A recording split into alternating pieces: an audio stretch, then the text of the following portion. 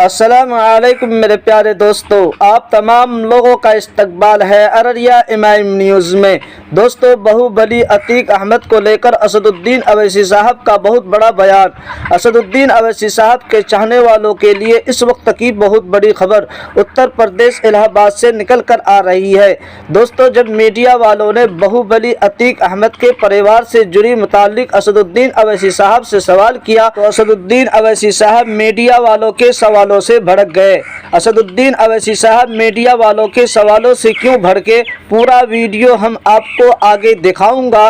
उससे पहले आपसे रिक्वेस्ट है, अगर आप हमारे चैनल पर पहली मर्तबा आए हैं तो आप हमारे चैनल को ज़रूर सब्सक्राइब कर लें। अगर आप हमारे चैनल को सब्सक्राइब कर लिए हैं तो आपका बहुत बहुत शुक्रिया। चलिए दोस्तों, बिना किसी देरी के वीडियो को शुरू करते हैं। दोस्तों, सबसे पहले मैं आपको इस वीडियो में दिखाऊंगा कि असदुद्दीन अवैसी साहब मीडिया वालों के सवालों से क्यों भड़के। आगे देखिए पूरा वीडियो। पिछले चुनाव में इलाहाबाद गए थे, इसी परिवार से ताल्लुक करने वाले लोग आपकी पार्टी से जुड़े थे, इसको कैसे देखते हैं? उनका वहाँ ताल्लुक अब नहीं है। वो अब चुनाव के दौरान में ही उन्होंने समाजवादी पार्टी का समर्थन किया था और फिर अब तो शायद दूसरी पार्टी में हो लोग। प्रयागराज के गवाह जो उमेश पाल है, उनकी सरेआम हत्या हो गई थी, जिसके बाद आरोपियों के घर पर बुलडोजर चला रहे हैं। तो आप हम ये कह रहे हैं कि भारत के संविधान में, इंडियन पीनल कोड में, सीआरपीसी में जो चीज़ें लिखी गई हैं उस पर अमल होना चाहिए। कोई भी अपने हाथ में कानून लेकर ना वायलेंस कर सकता है, ना कोई अपने सत्ता में रहकर उस कानून को तोड़ सकता है। जो भी होगा रूल ऑफ लॉ, संविधान के तहत कार्रवाई होनी चाहिए सबके खिलाफ। अमृतपाल को लेकर के जिस प्रकार की कार्रवाई चल रही है पंजाब में, अभी सीएम अमित शाह को भी मिल रहे हैं, तो क्या इस इश्यू को किस प्रकार से हैंडल किया जा रहा है सही दिशा में? नहीं, मैं तो बोला हूँ ना कि भाई ये जो बयानात पंजाब से आ रहे हैं, जो स्टेटमेंट्स आ रहे हैं, उस पर बीजेपी के नेता बड़ी खामोशी बनाए बैठे हैं, बड़े खामोशी बनाए बैठे हैं। क्या मतलब है उसका? हमारा एक बॉर्डरिंग स्टेट है जहां पर आए दिन पाकिस्तान से ड्रोन के जरिए ड्रग्स और हथियार आते हैं। ये तो फैक्ट है, इससे कौन इनकार कर रहा है। मगर आप एक बॉर्डरिंग स्टेट में अगर इस तरह की बातें हो रही हैं तो ये बीजेपी खामोश क्यों है फिर इस पर? सुप्रीम कोर्ट के फैसले को कैसे देखते हैं? हाँ, सुप्रीम कोर्ट का फैसला मैं वेलकम करता हूँ। मेरा मानना ये है कि आर्टिकल 324 में जो इलेक्शन कमीशन को जो इख्तियारात, जो पावर्स दिए गए हैं उसमें, और मेरे ख्याल से इलेक्शन कमिश्नर और कमीशन और इंडिपेंडेंट होगा और ट्रांसपेरेंसी उसमें पैदा होगी। ये बहुत ज़रूरी है डेमोक्रेसी के लिए। ये इस जजमेंट का मैं वेलकम करता हूँ और उम्मीद करता हूँ कि मोदी सरकार सुप्रीम कोर्ट के जजमेंट को सामने रखकर अगर बिल लाना चाहेगी तो बिल जजमेंट के स्पिरिट को समझेगी। ऐसा ना हो कि वो बोलेंगे नहीं हम नहीं मानते, हम अलग बिल लेकर आएंगे, उसके बरक्स ऑपोजिट लेके आएंगे। ऐसा नहीं, गलत होगा वो। तो सुप्रीम कोर्ट का जजमेंट जो आया है हम उसका वेलकम करते हैं। अडानी पर भी जांच का आदेश दिया है सर सुप्रीम कोर्ट ने, इस पूरे एपिसोड को कैसे देखते हैं? अब देखिए क्या होता है। वो कमेटी बनाई है उन्होंने, मैं पूरा जजमेंट पढ़ा नहीं हूँ। ये रास्ते में था तो थोड़ा पढ़ लिया था इलेक्शन कमीशन का। वो जजमेंट पढ़ूंगा तो जब कुछ बोल सकूंगा। सर, उत्तर प्रदेश के हिसाब से अतीक अहमद का जो उमेश पाल का जो किस्सा चल रहा है, अभी अतीक, मैं अभी बोला हूँ मैं इस बारे में कि हम हर किस्म के वायलेंस का कंडेम करते हैं, चाहे वो स्टेट स्पॉन्सर्ड वायलेंस हो या फिर कोई और माफिया करता हो। किसी को भी इख्तियार नहीं है किसी का जान लेने का।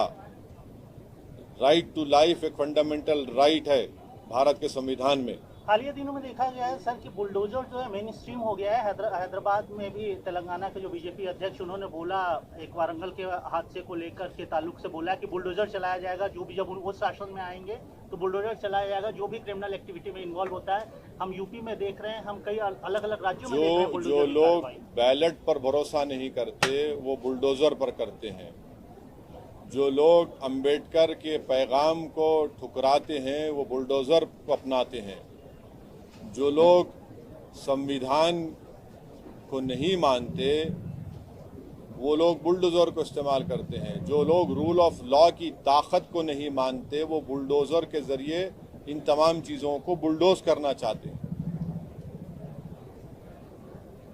सर सीएम योगी ने गैस सिलेंडर के प्राइसेस भी बढ़ गए। हाँ, तो हम तो बोले हैं ना कि अब महिलाओं पे एक और बोझ मोदी हुकूमत ने आयद कर दिया है। कहाँ से लाएंगे भाई इतना? जब यूपीए के ज़माने में जब गैस के सिलेंडर पेट्रोल में इजाफा होता तो पूरे बीजेपी के लोग गैस का सिलेंडर लेकर रोड पे आ जाते थे। अब आप पूरा एक जुल्म कर रहे हैं गरीबों के ऊपर। यानी अब तो मेरे को लग रहा है कि एक सिलेंडर भी लेना मुश्किल हो जाएगा गरीबों के लिए। अब उसके बाद फिर वही लकड़ी शुरू जाएंगी। फिर अब कहाँ से लाएंगे इतने महंगाई के दौर में 1400 रुपये 1500 रुपये का सिलेंडर? कौन देगा भाई? इकॉनमी नीचे जा रही है, तनख्वाहें कम हो रही हैं, नौकरियां नहीं मिल रही हैं।